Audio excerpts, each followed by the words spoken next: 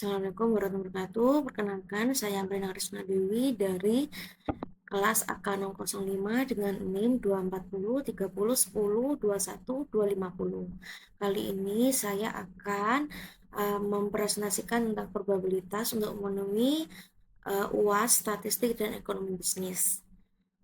Jadi, apa itu probabilitas? Probabilitas ialah suatu ukuran tentang kemungkinan suatu peristiwa yang akan terjadi di masa yang akan datang. Fungsi probabilitas ialah untuk membantu pengambilan suatu keputusan dalam kondisi ketidakpastian dan informasi yang tidak lengkap. Yang kita bahas ialah ada konsep dasar probabilitas, prinsip menghitung probabilitas, dan teorema Bayes.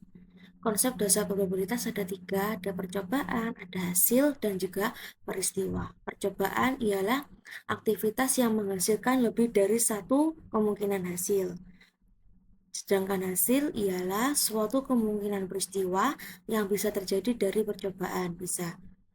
Kemudian ada peristiwa, kumpulan hasil tertentu dari sebuah percobaan. Misalnya kita ambil contoh dari percobaannya survei kehadiran karyawan.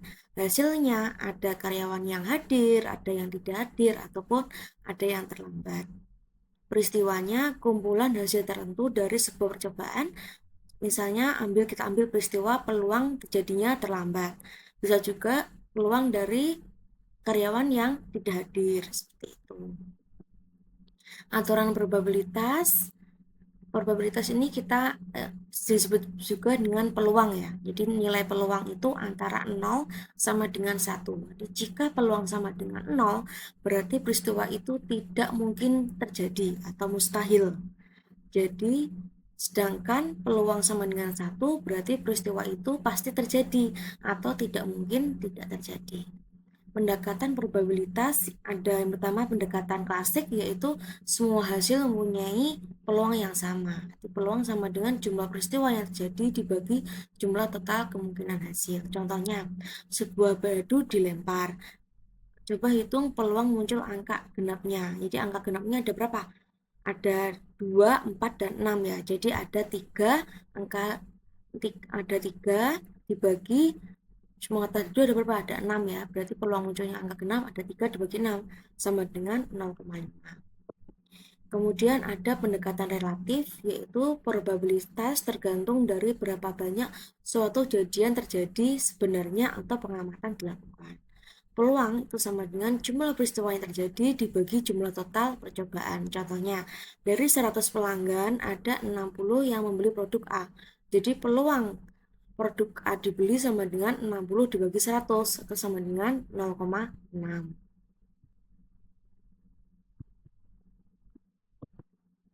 Yang ketiga ada pendekatan subjektif, itu ialah probabilitas yang didasarkan pada penilaian pribadi yang dinyatakan dalam suatu derajat kepercayaan. Berdasarkan subjektivitas kita aja gitu ya. Contohnya, CEO menilai ada 80% kemungkinan proyek baru sukses. Yang kedua, Anda yakin peluang lulus ujian besok adalah 70%. Kemudian ada hukum penjumlahan, yaitu yang pertama ada kejadian terpisah atau mutually exclusive, itu ialah apabila suatu peristiwa terjadi maka peristiwa yang lain tidak dapat terjadi pada saat yang bersamaan.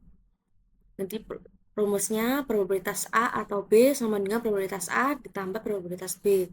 Contoh, 60% pelanggan suka kopi, 40% suka teh. Maka probabilitas suka kopi atau teh ialah 60%.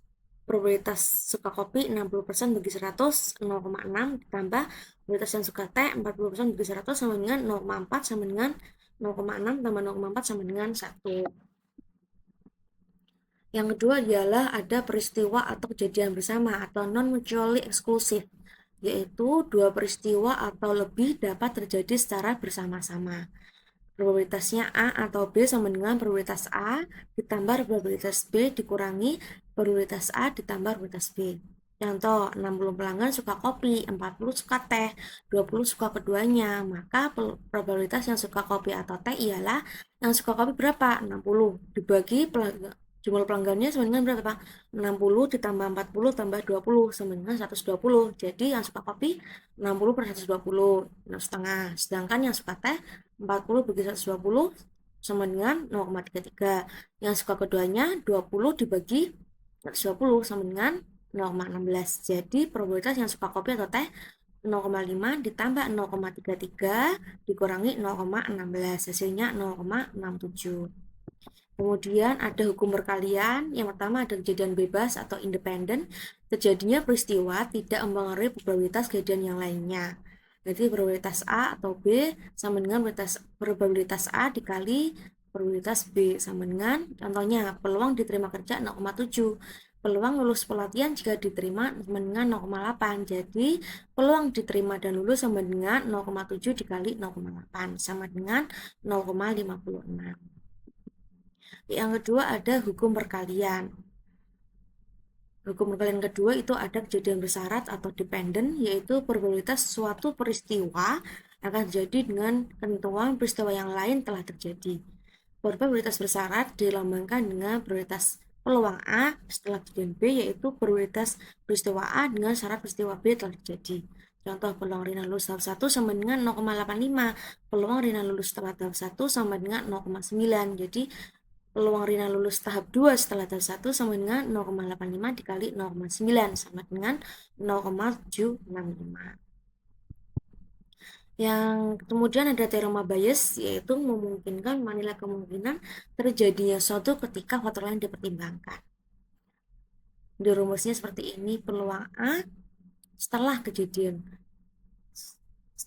B setelah ini sama dengan peluang A1 dikali peluang B setelah A1 dibagi peluang A1 dikali peluang B setelah A1 ditambah peluang A2 dikali peluang B setelah A2.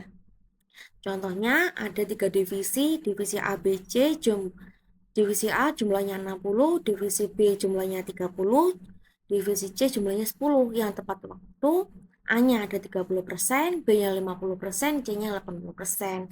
Jika karyawan tepat waktu dipilih secara acak, berapa peluang dia dari divisi C? Kemudian kita masukkan ke dalam rumus seperti ini. Kita cari dulu divisi A jumlahnya ada berapa? 60 dibagi jumlah seluruh divisi ada 100. Jadi 60 per 100 sama dengan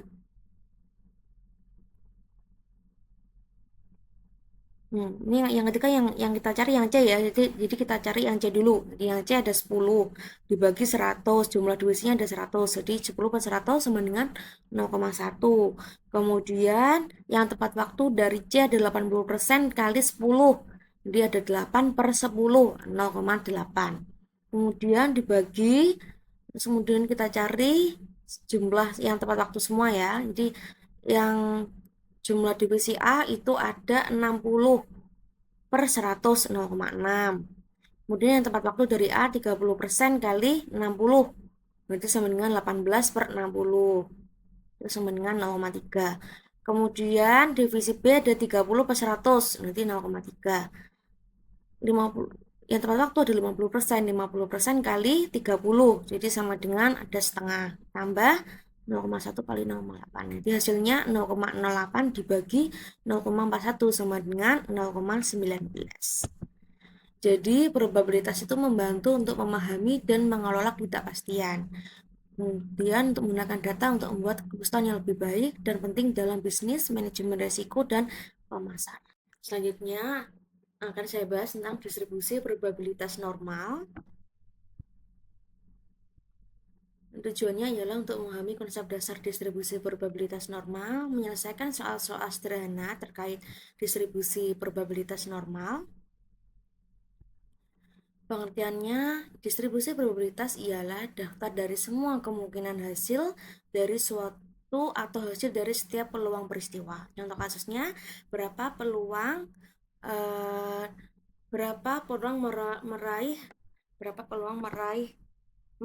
meraih untung dari investasi di reksadana. Kemudian berapa peluang karyawan bekerja lebih baik di esok hari. Kemudian berapa banyak barang yang dikirim berapa banyak peluang barang yang dikirim apabila selama proses pengiriman mempunyai probabilitas yang rusak. Kemudian jenis distribusi ada dua, ada distribusi probabilitas diskrit dan distribusi probabilitas kontinu atau normal. Yang kita bahas hari ini ialah distribusi probabilitas kontinu atau disebut dengan distribusi normal. Distribusi probabilitas kontinu atau normal ialah disebut pula dengan distribusi Gauss yang merupakan probabilitas yang paling banyak digunakan dalam berbagai analisis statistika. Distribusi ini memiliki parameter berupa min dan simpangan baku. Distribusi normal dengan min sama dengan 0 dan simpangan baku sama dengan 1 disebut juga dengan distribusi normal standar. Ciri-cirinya kurva berbentuk lonceng dan memiliki satu puncak yang tertinggi yang terletak di tengah. Nilai rata-rata hitung sama dengan median dan modus. Kurva ini menurun di kedua arah, yaitu ke kanan untuk nilai positif tak terhingga dan ke kiri untuk nilai minus hingga tak terhingga. Luas daerah yang terletak di bawah kurva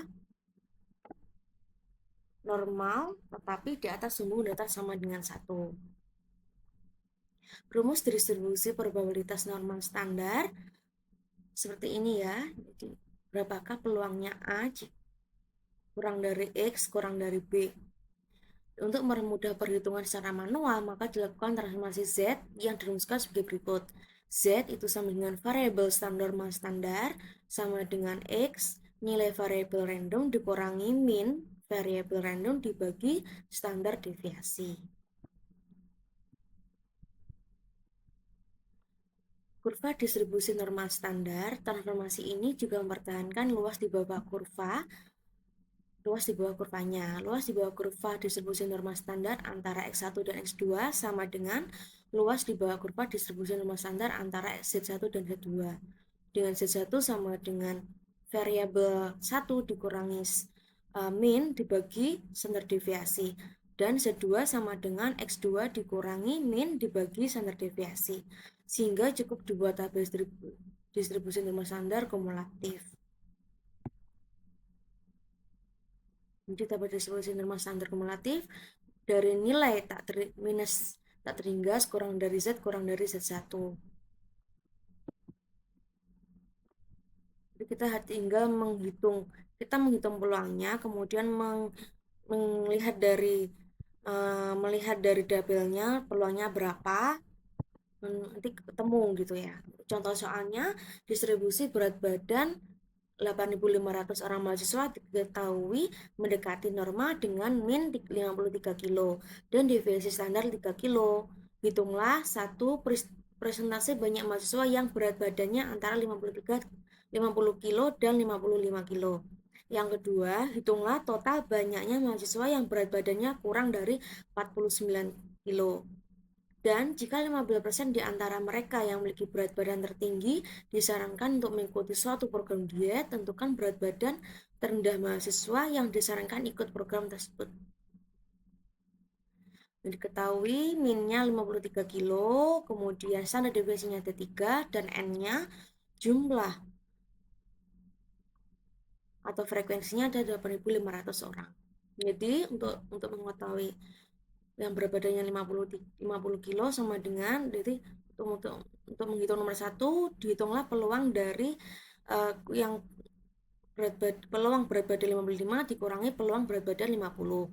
Jadi rumusnya 55 yang berat badannya 55 kilo sama dengan 55 dikurangi minnya ya 53 dibagi standar deviasinya 3. Jadi 0,67 dikurangi peluang dari 50 yang berat badannya 50 di variabel randomnya aja 50 dikurang 53 dibagi 3 minus 1. Jadi kita melihat tabelnya ya, yang 0,67, melihat tabel dari 0,67 mana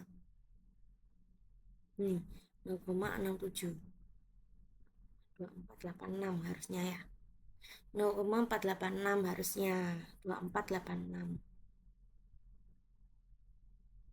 dikurangi minus 1 dikurangi minus 1 dikurangi peluang minus 1 berapa?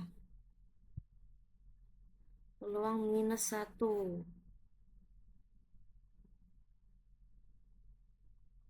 minus 1,0 1,0 ini 0,1587 sama dengan berapa tadi?